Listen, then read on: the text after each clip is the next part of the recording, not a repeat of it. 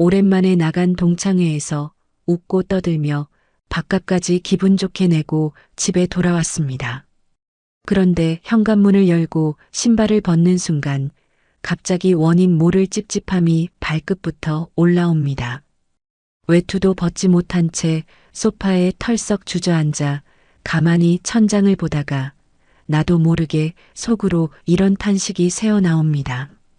아휴, 내가 미쳤지. 왜 그 얘기를 했을까? 안 해도 될 말을 왜 했을까? 그 말은 안 해도 됐는데. 그날 밤 밤새 이불을 걷어차며 후회했던 적 분명 있으실 겁니다. 여러분, 문제는 상대방이 아닙니다. 상대방은 그냥 웃으며 툭 물어봤을 뿐이에요. 진짜 문제는 그 질문 속에 숨어 있는 함정을 우리가 알아채지 못한다는 겁니다. 악의 없이 건네는 말 같아서, 대화 분위기를 깨기 싫어서, 혹은 나도 모르게 내 자랑을 하고 싶어서 꼬박꼬박 대답해줬을 뿐인데 돌아오는 건 뭡니까? 내 약점을 잡혀 은근히 무시를 당하거나 뒤에서 동네방네 뒷담화의 안주거리가 되거나 심지어 돈을 빌려달라는 무언의 압박으로 돌아옵니다. 나이 들수록 대화의 고수는 말을 유창하게 많이 하는 사람이 아닙니다. 어떤 질문에 답하고 어떤 질문은 못 들은 척 넘길지 스스로 결정하는 사람이 내 인생의 주도권을 줍니다. 오늘 영상에서는 누구를 만나든 그게 피를 나눈 형제든 10년 넘게 알고 지낸 절친이든 절대 입을 열어서는 안 되는 4가지 질문이 무엇인지 낱낱이 밝혀드립니다. 이 4가지 질문은 처음에는 아주 다정한 얼굴을 하고 다가옵니다. 하지만 끝까지 보시면 분위기를 전혀 망치지 않으면서도 상대의 입을 아주 우아하게 다물게 만드는 실전 대화법까지 가져가실 수 있습니다. 영상 시작 전 구독과 좋아요를 눌러주세요. 비슷한 고민이 생겼을 때 바로 찾아오실 수 있습니다. 첫 번째, 돈과 재산에 관한 질문. 동창회 모임에서 삼겹살을 굽고 있었습니다. 기름이 치익 튀는 불판 위로 잔이 돌고 분위기가 한창 무르익을 때쯤 옆자리 친구가 툭 던집니다. 야, 너 요즘 국민연금 얼마씩 나오냐? 이번에 재개발 들어간다며? 보상금 좀 쏠쏠하게 받았어? 올해 73세이신 박건우 씨는 분위기도 좋고 기분도 으쓱해져서 호탕하게 웃으며 대답했습니다. 그 돈으로 상가 하나 분양받았지. 이제 월세 좀 나오니까 노후에 밥 굶을 일은 없네. 그 자리에선 아무 일도 없었습니다. 친구들이 역시 박 사장 하며 엄지를 치켜 세워줬고 박건우 씨는 기분 좋게 2차까지 쏘고 집에 돌아왔습니다.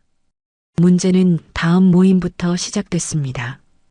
건우야, 너 건물주인데 이번 밥값은 내가 시원하게 싸라. 분위기가 달라졌습니다.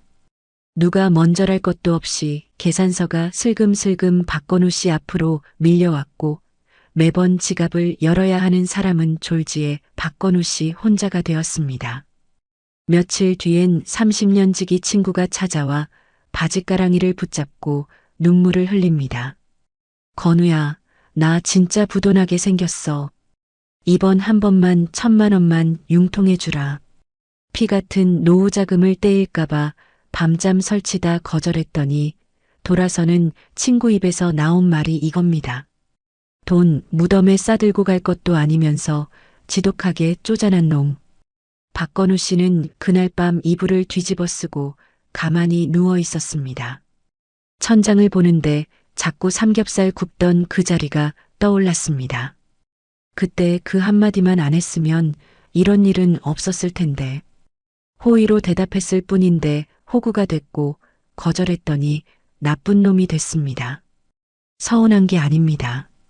30년을 나란히 걸어온 친구가 내 마음이 아니라 내 지갑을 보고 있었다는 사실, 그게 진짜 아팠던 겁니다. 그렇게 느끼신 게 당연합니다. 여러분이 잘못한 게 아니에요. 다만 돈이라는 숫자가 관계 안에 들어오는 순간 사람의 눈이 달라지는 겁니다. 행동경제학자 된 에리얼리는 상식 밖의 경제학에서 이런 현상을 설명합니다. 인간관계에는 두 가지 규범이 있는데 하나는 서로 호의를 주고받는 사회적 규범이고 다른 하나는 이익을 따지는 시장 규범입니다. 문제는 한번 시장 규범이 작동하면 다시 사회적 규범으로 돌아가기가 거의 불가능하다는 것입니다. 내 재산을 입 밖에 꺼낸 순간 친구의 뇌 속에서 나는 함께 늙어가는 벗이 아니라 얼마를 가진 사람으로 다시 분류됩니다. 내 형편을 보여주는 건 내 방패를 스스로 내려놓는 것과 같습니다. 그럼 반대로 사정이 넉넉하지 않아서 솔직하게 말하면 괜찮을까요? 나 요즘 연금 80만 원 받아서 둘이 빠듯하게 살아. 애들 결혼시키느라 남은 게 하나도 없어. 그 순간은 아이고 어떡하냐 하며 혀를 찹니다. 하지만 돌아서면 달라집니다. 모임 회비 올리자는 이야기가 나오면 누군가 슬쩍 말합니다. 아유, 걔는 돈 없어서 회비 5만 원도 버거울 텐데 그냥 아예 부르지 말자.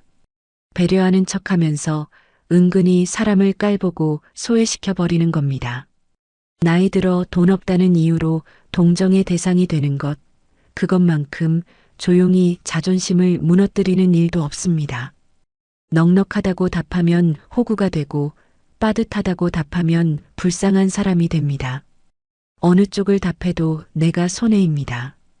그런데 여러분, 남들보다 더 조심해야 할 상대가 있습니다. 다름 아닌 내 자식들입니다. 명절에 점심을 맛있게 먹고 과일 깎으면서 자식들이 넌지시 떠봅니다. 아버지, 나중에 저 시골 땅은 어떻게 하실 거예요? 어머니, 집은 미리 증여하시는 게 세금 덜 나온다던데요?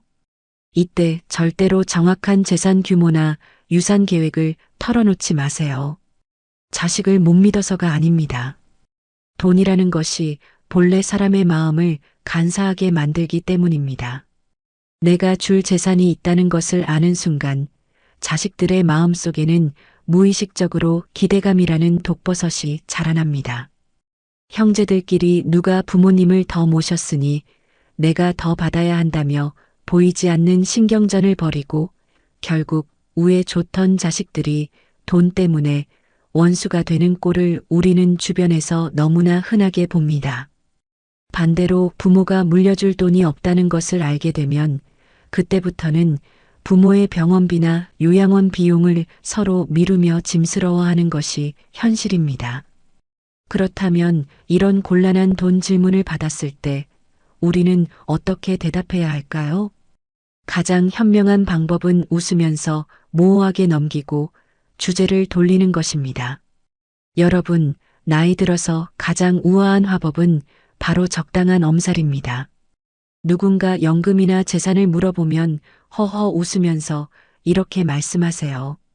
아이고, 그냥 우리 부부밥 안 굶고 뜨끈한 국밥이나 한 그릇 사 먹을 정도지 뭐. 요즘 파 한 단, 사과 한 개가 얼마인지 알아? 물가가 너무 비싸서 숨만 쉬어도 돈이라 남는 게 없어. 이렇게 가볍게 엄살을 부리면서 넘기는 겁니다. 그리고 곧바로 우리 세대의 만능 화제 전환 카드, 건강 이야기로 휙 돌려버리세요. 야, 나이 들면 돈이 무슨 소용이냐? 병원 안 가고 내 두 발로 걸어 다니는 게 돈 버는 거지. 너는 요즘 무릎 관절은 좀 어때? 나는 요새 계단 오르기가 영 시원치 않네. 어떠신가요? 이렇게 건강 이야기로 공을 넘겨버리면 열이면 열 모두 자기 허리 아픈 이야기, 고혈압 약 먹는 이야기로 넘어갑니다. 내 재산은 완벽하게 숨기면서 상대방의 공감대까지 이끌어내는 최고의 방어 기술입니다. 기억하세요. 내 지갑의 두께는 며느리도, 사위도, 10년지기 친구도 알게 해서는 안 됩니다.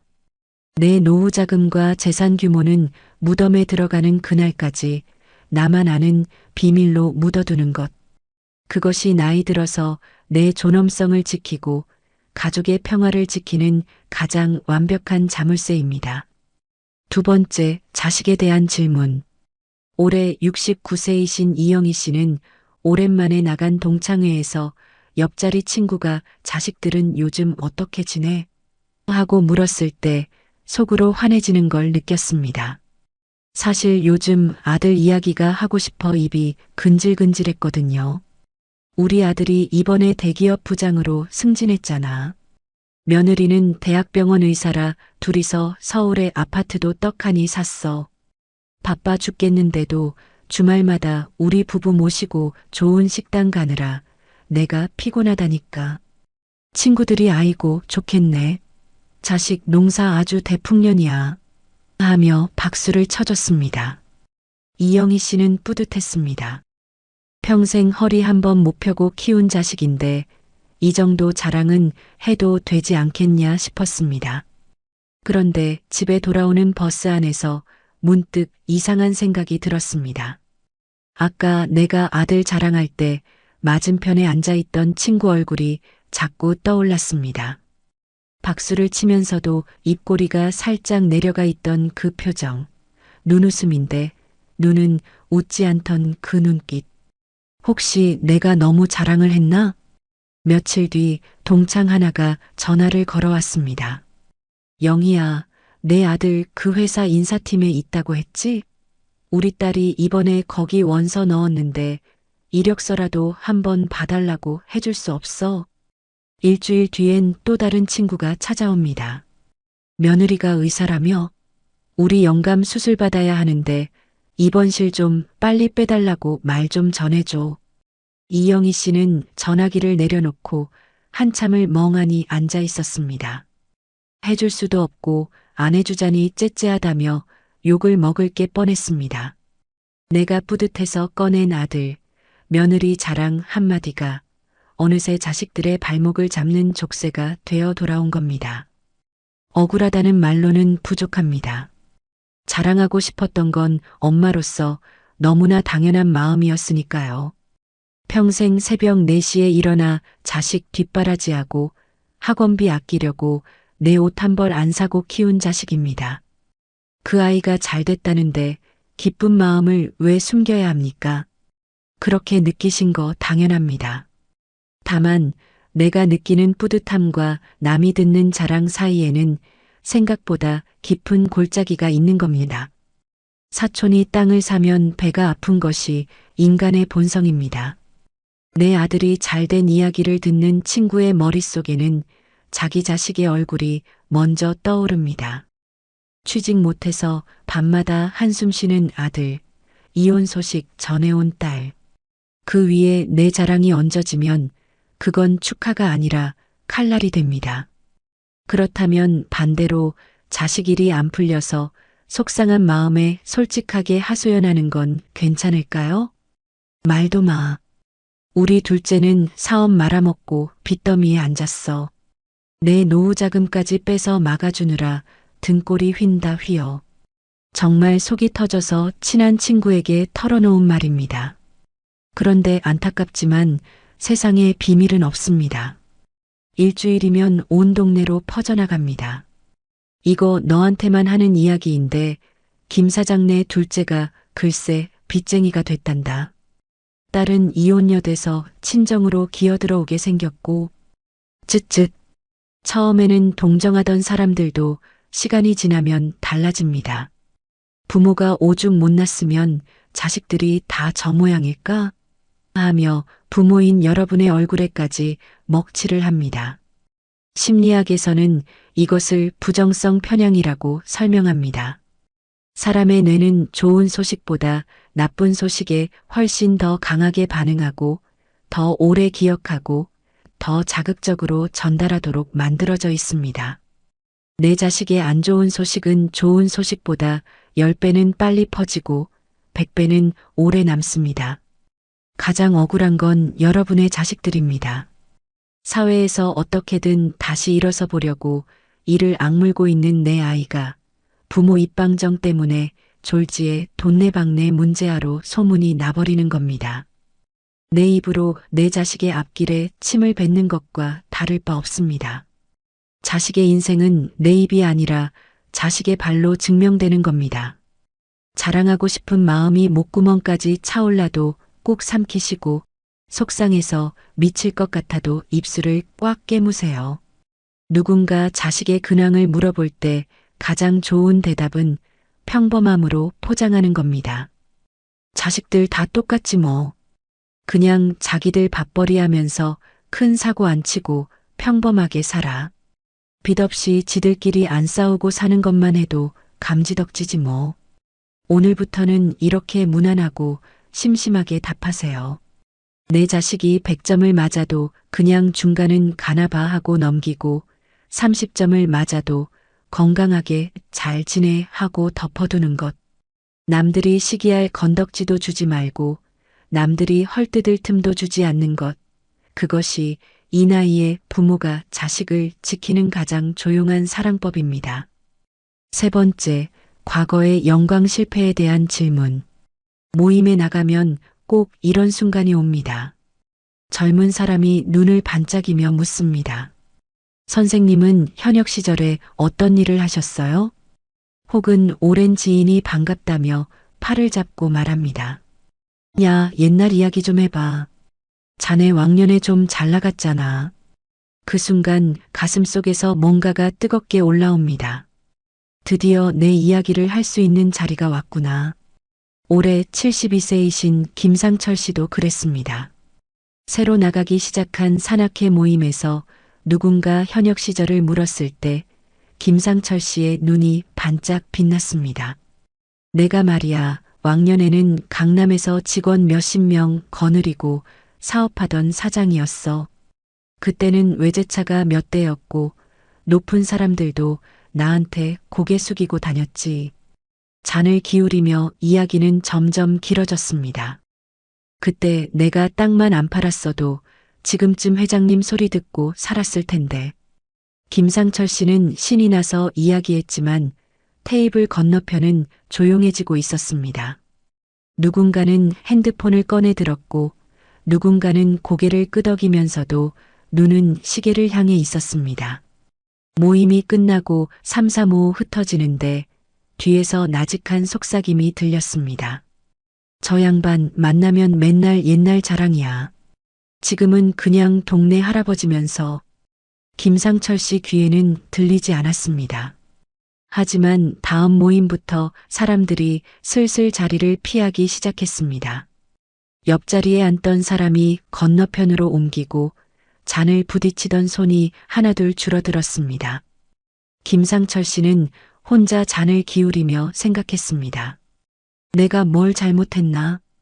아무것도 잘못하지 않으셨습니다. 다만 과거의 훈장을 꺼내 보여줄수록 사람들의 눈은 그 훈장이 아니라 지금 훈장 없이 서 있는 여러분의 모습을 봅니다. 그렇게 잘 나갔던 분이 지금은 왜 이러고 계시지? 그 시선이 말로 하는 비아냥보다 훨씬 더 조용하고 깊게 자존심을 베어갑니다. 인정받고 싶었을 뿐입니다. 젊은 시절 진짜 치열하게 살았으니까요. 새벽마다 눈 비비며 출근하고 쓰러져도 다시 일어나고 가족 먹여 살리려고 이 악물고 버텼던 그 세월이 진짜가 아니란 말이 아닙니다. 다 진짜예요. 다만 그 진짜를 남들 앞에 꺼내놓는 순간 돌아오는 건 존경이 아니라 초라함이라는 게 씁쓸한 현실인 겁니다. 그렇다면 반대로 과거의 고생담을 묻는 질문은 어떨까요? 68세 박영희 씨는 만나는 사람마다 이렇게 말합니다. 말도 마. 남편 잘못 만나서 빚쟁이들한테 시달리고 애들 셋 입히고 먹이느라 파출부에 식당 일에 안 해본 게 없어. 내 인생이 아주 눈물 없이는 못 들어.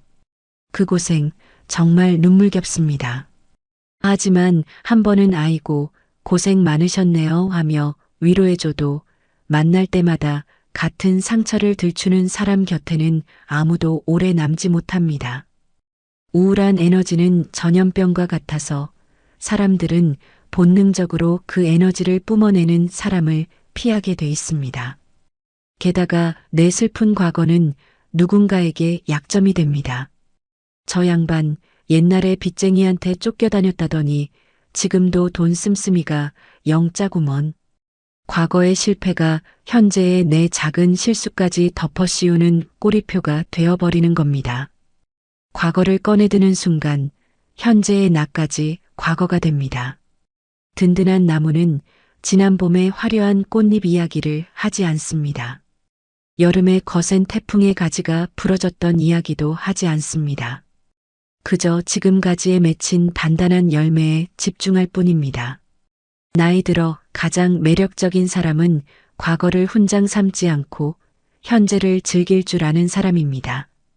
오늘부터는 누군가 과거를 물어볼 때 과거는 짧게 접고 현재를 길게 펼치세요. 허허, 젊었을 때는 이것저것 먹고 살려고 열심히 뛰어다녔지. 여기서 딱 끊으시고, 근데 요새는 구청에서 하는 스마트폰 교육 배우러 다니는데 그게 그렇게 재밌네? 어제 사진 편집하는 어플을 배웠는데 한번 볼래? 과거의 고생담을 물으면 이렇게 답하세요. 아유, 우리 세대에 고생 안 해본 사람이 어딨어. 다들 치열하게 살았지. 여기서 딱 끊으시고 다 지난 일이고 나는 요새 아침에 눈 떠서 뒷산 산책하고 내려와서 마시는 믹스 커피 한 잔이 내 인생에서 제일 행복해. 과거의 진흙탕에서 빠져나와 지금의 소소한 즐거움을 이야기하는 모습, 그 여유가 어떤 훈장보다 빛나는 진짜 품격입니다. 네 번째, 제3자를 평가하거나 흉을 보도록 유도하는 질문. 복지관 민요 교실이 끝나고 3, 4, 5 모여 차를 마시고 있었습니다. 종이컵에 담긴 율무차가 식어가는데 평소 친하게 지내던 무리 중 한 명이 슬쩍 다가와 목소리를 깔고 묻습니다. 순옥 씨, 김 여사 말이야. 요새 옷 입고 다니는 꼴 봤어? 나이 70에 무슨 치마를 그렇게 짧게 입는데. 푼수 같지 않아? 자기는 어떻게 생각해? 올해 71세이신 최순옥 씨는 순간 당황했습니다. 솔직히 김 여사 옷차림에 대해 생각해 본 적도 없었습니다. 그런데 새쌍의 눈이 자기를 빤히 쳐다보고 있었습니다. 여기서 말을 안 하면 분위기가 이상해질 것 같았습니다. 혼자만 빠지면 나중에 이 무리에서 따돌림을 당할 것 같은 두려움도 스쳤습니다. 그래서 무심코 고개를 끄덕이며 한마디 했습니다. 맞아, 좀 유난스럽긴 하더라. 그 한마디가 끝이었습니다. 일주일 뒤 복지관 전체에 소문이 쫙 퍼졌습니다. 최순옥 씨가 김 여사더러 푼수라고 욕하고 다닌다. 최순옥 씨는 귀를 의심했습니다. 자기가 한 말이라곤 좀 유난스럽긴 하더라. 그 한마디뿐이었으니까요. 그런데 처음 뒷담화를 시작했던 사람은 어디로 갔습니까? 쏙 빠져 있었습니다. 오히려 김 여사에게 가서 글쎄, 순옥 씨가 너더러 푼수 같다고 욕하더라 하며 모든 화살을 최순옥 씨에게 돌려놓은 겁니다. 최순옥 씨는 김 여사를 찾아가 해명하려 했습니다. 나는 그냥 내 말에 맞장구만 친 건데. 하지만 김 여사의 눈은 이미 차갑게 식어 있었습니다. 사람들은 진실보다 흥미로운 소문에 귀를 기울입니다. 해명은 먹히지 않았고 최순옥 씨는 졸지에 남의 등 뒤에 칼을 꽂는 비열한 사람이 되어버렸습니다. 복지관에 가도 인사하는 사람이 줄었고 민요 교실에서 옆자리가 비기 시작했습니다. 최순옥 씨는 어느 날 오후 집에서 혼자 TV를 보다가 리모컨을 내려놓고 가만히 앉아 있었습니다. 분위기 맞추려 했을 뿐인데 나쁜 사람이 됐고 해명하려 했더니 변명하는 사람이 됐습니다. 억울한 게 아니라 이 나이에 아무도 내 말을 들어주지 않는다는 게 무서웠습니다. 여러분, 그건 최순옥 씨 잘못이 아닙니다. 잘못은 그 질문을 던진 사람에게 있습니다. 남의 흉을 보자고 다가오는 사람은 처음부터 내 의견이 궁금한 게 아닙니다. 내 입으로 자기 대신 욕을 해줄 사람을 찾고 있는 겁니다. 왜 이런 일이 벌어질까요? 오하이오 주립대학의 존 스코우론스키 교수 연구팀은 아주 흥미로운 실험 결과를 발표했습니다. 누군가가 제3자의 나쁜 점을 이야기하면 듣는 사람의 뇌는 무의식적으로 그 나쁜 특성을 흉을 보는 바로 그 사람에게 연결해 버린다는 겁니다. 심리학에서는 이것을 자발적 특성전이라고 부릅니다. 쉽게 말하면 저 사람 쪼잔해 하고 말한 사람이 오히려 쪼잔한 사람으로 기억된다는 뜻입니다.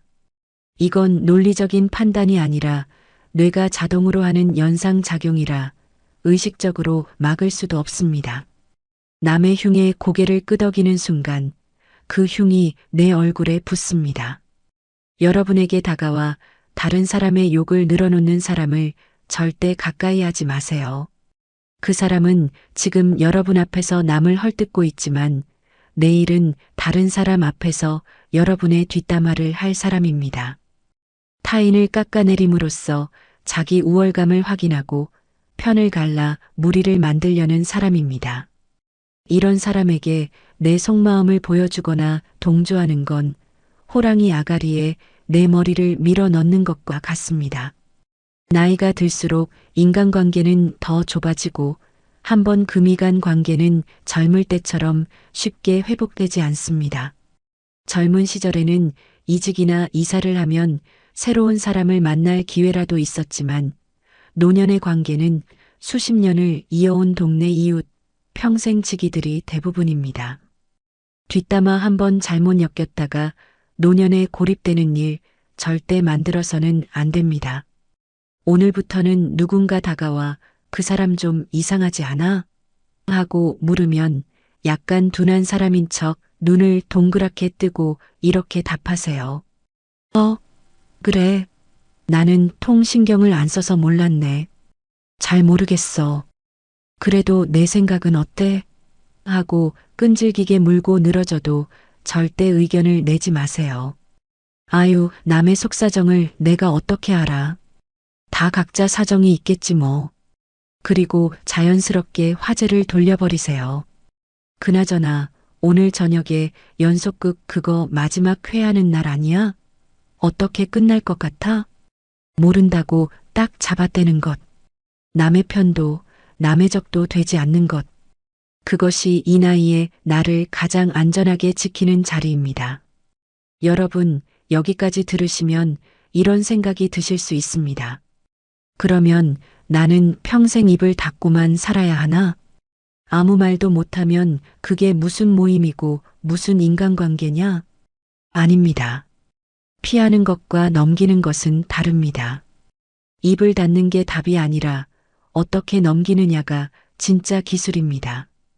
지금부터는 이 4가지 질문이 날아왔을 때 분위기 하나 안 깨고 웃으면서 상대의 입을 조용히 다물게 만드는 실전 대화법을 정리해 드리겠습니다. 첫 번째, 돈과 재산을 물어볼 때 핵심은 적당한 엄살과 화제 전환입니다.